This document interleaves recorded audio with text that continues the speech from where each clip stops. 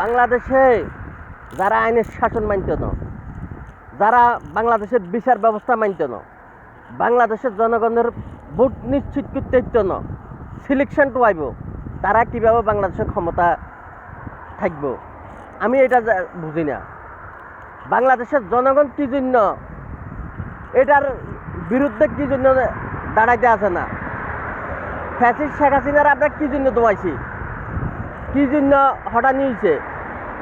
Fascist Sheikh Hasina বিনা বিনা বোর্ডে ক্ষমতা দখল করে রেখেছে, তার কারণে তো তারা কি এখন এরা কি করতে আছে? এরাও তো এই ফ্যাসিস্টের নামে বসে গেছে, বসি এখন হেতারা কাছে ইলেকশন লাগতো না, সিলেকশন লাগবো, যে আদালত মানি না, ইলেকশন মানি না, তাহলে এরা কি কম ফ্যাসিস্ট নেই? বাংলাদেশের জনগণ ফ্যাসিস্ট শেখ হাসিনার যে হিসাবে হটানি হয়েছে, এর করে এই হিসাবে হটাইতে হইব।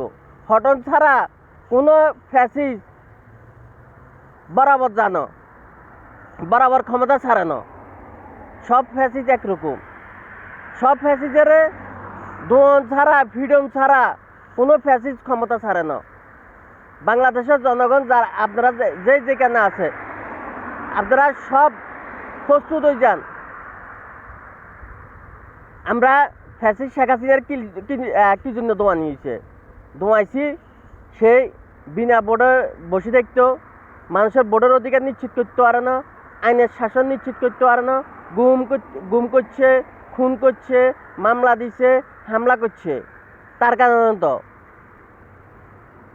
তাইলে এখন আমরা যদি এগুলার জন্য যদি একটা সরকারের দোয়াইছি, এটার দিকে না দোয়াইছি, সে মানুষের গুম করিয়া লাগতো, খুন করিয়া লাগতো, মামলা করতো, হামলা করতো, মানুষের বাড়িঘর ভাঙচুর করতো। এখন এরা কি করতে আছে? এই ছাত্রগলে এগুলো কি করতে আছে? এরা বাংলাদেশের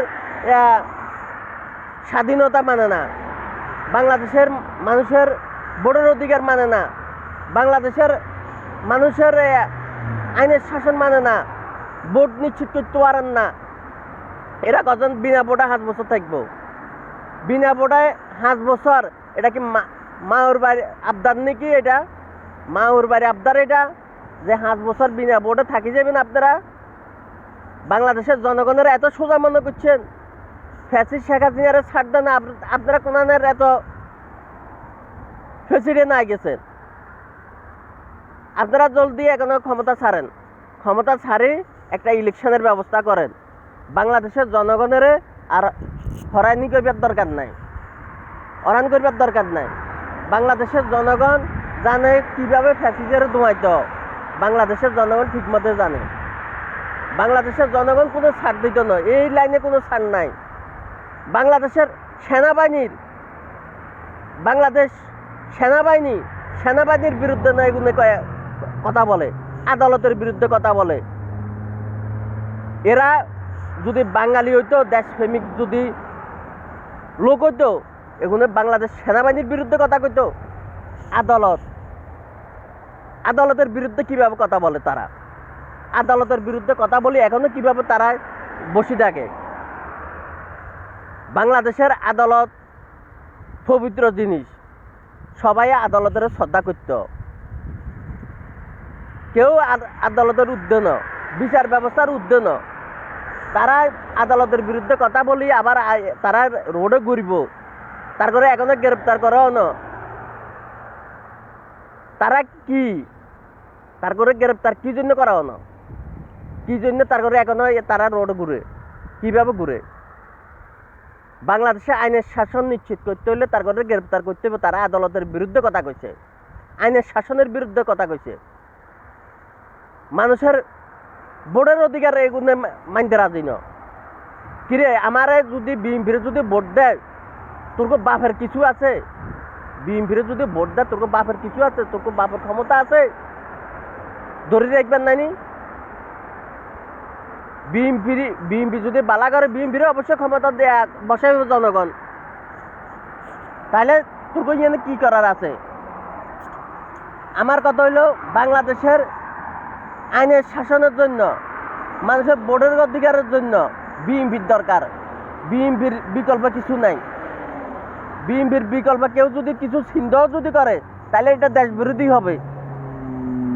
আসেন আমরা সবাই সবাই রাজপথে নামি, সবাই আমরা ফ্যাসিস্টের বিরুদ্ধে দাঁড়াই, আমরা শেখ হাসিনার বিরুদ্ধে দাঁড়াইতে যাচ্ছি। এখন এরা কি, এরা বিনা ভোটে 5 বছর খাইব, 2 বছর খাইব, সেনাবাহিনীর কথা মানে না, তারাই বন্দর দিয়ে লাইব, এটা দিয়ে লাইব, সেটা দিয়ে লাইব, চুক্তি করব। এটা কি মামার বাইরে আবদার? বাংলাদেশের আইন কানুন নাই? আপনারা বিনা ভোটে বসেন, জানি শেখ হাসিনা যেরকম বিনা ভোটে বসিয়ে আছিল জোর করি, আপনারাও জোর করি অথবা কমাস খান, খাই আবার আপনারা সুস্থ একটা ইলেকশন দেন। আপনারা কোনো এত লাট বাহাদুর হয়ে গেছেন, আপনারা সুস্থ একটা ইলেকশন দিই, আপনারা মান সম্মান নিয়ে আপনারা নামি যান। বাংলাদেশের জনগণের আর হয়রানি করবার দরকার নাই। বাংলাদেশের জনগণ ধৈর্য ধরতে পারে তো মাগাত ধৈর্য ধরব, এমন প্রতিশোধ নিব, একটা দেশ সারির লাস্টে ইন্ডিয়ার লাড্ডু খাবাই চারি দিব। বাংলাদেশে এই জমাত তারা তো ক্ষমতা ছানো, তারা আবার বাংলাদেশের স্বাধীনতার বিরুদ্ধে কথা তার দূরে সাবাস কি পাব? বাংলাদেশে আইনের শাসন যদি থাকতো, বরাবর যদি থাকতো, তারা এটা জবাব দিতে হইতো। এই ছাত্রগলে আদালতের বিরুদ্ধে কথা আদালতের বিরুদ্ধে কথা কই, এখনো রোডে কিভাবে ঘুরে, তার করে গ্রেপ্তার কি জন্য করা হলো? সেনাবাহিনীর বিরুদ্ধে কথা বলি, এগুলো আবার রোডে ঘুরবার এগুলো সাবাস কিভাবে বাংলাদেশ সেনাবাহিনী এটা কার? তোর বাপের তোর বাপ এটা? বাংলাদেশ সেনাবাহিনীর বিরুদ্ধে কথা কেউ বলা ঠিক হবে না। বাংলাদেশ সেনাবাহিনী আমাদের গর্ব, বাংলাদেশ সেনাবাহিনী আমাদের গর্ব। কেউ একটা ইউটিউবার বাংলাদেশ সেনাবাহিনীর বিরুদ্ধে বলে, তারা এই ধরনের সাবাস কিভাবে একজন ইউটিউবার সাবাস কিভাবে বাংলাদেশের সেনাবাহিনীর বিরুদ্ধে কথা বলা সহজ ব্যাপার সেবার, আদালতের বিরুদ্ধে কথা বলা একটা ইউটিউবার। আদালত মানতে হবে, বাংলাদেশের নাগরিক হইলে আদালত মানতে হইব, বিচার ব্যবস্থা মানতে হইব, বাংলাদেশ সেনাবাহিনী মানতে হইব, পুলিশ প্রশাসন মানতে হবে। আপনারা কোনো জঙ্গলি সংগঠন ন, আপনারা যদি জঙ্গলি সংগঠন হইতেন তাহলে এক কথা ছিল, আপনারা কিছু মানবার দরকার নাই। বাংলাদেশে বসবাস করবেন, আপনারা বাংলাদেশের সব কিছু ব্যবহার করবেন, বাংলাদেশের ক্ষমতা ব্যবহার করবেন। আপনারা বাংলাদেশ সেনাবাহিনীর বিরুদ্ধে কথা বলেন, আবার বাংলাদেশের আদালতের বিরুদ্ধে কথা বলেন। আপনারা এই ধরনের সাবাস কিভাবে পান? কি করি সাবাস পান? বাংলাদেশের জনগণ ধৈর্য ধরতে পারে। বাংলাদেশের জনগণ যখন ধৈর্য হারা হয়ে যাইব, শেখ হাসিনার যেন ধোঁয়াইছে, কত লাশ পড়ছে, কত মায়ের বুক খালি হয়েছে, একটু স্মরণ করেন। বাংলাদেশের জনগণ গুলি খাইতে পারে তো মাগার ফ্যাসিস্টের ছাড় দেয় না, ফ্যাসিস্টগিরি ছাড়ে দেই। আসেন জনগণের সাথে দাঁড়ান, জনগণের কথা বলেন, জনগণের কিভাবে ভোটের অধিকার নিশ্চিত করতে পারবেন সেটা বলেন। বিনা ভোটে 5 বছর খাই যাবেন, বাংলাদেশের জনগণ মাটি সহ উড়ে দিব, মাটি সহ। যেখানে বসবাস করেন সেখানে মাটিও রাখত না। যেরকম শেখ মুজিবের বাড়ি ভাঙছে, আপনাদেরকেও কিছু থাকতো না। জনগণের বাইরে যাইন না, আদালতের বাইরে যাইন না, আদালতের বিরুদ্ধে কথা বলিয়েন না। আপনারা যেই হন, যত বড় দল হন, সেনাবাহিনীর বিরুদ্ধে যাইন না। সেনাবাহিনী আমাদের গর্ব, বাংলাদেশের গর্ব, জনগণের গর্ব।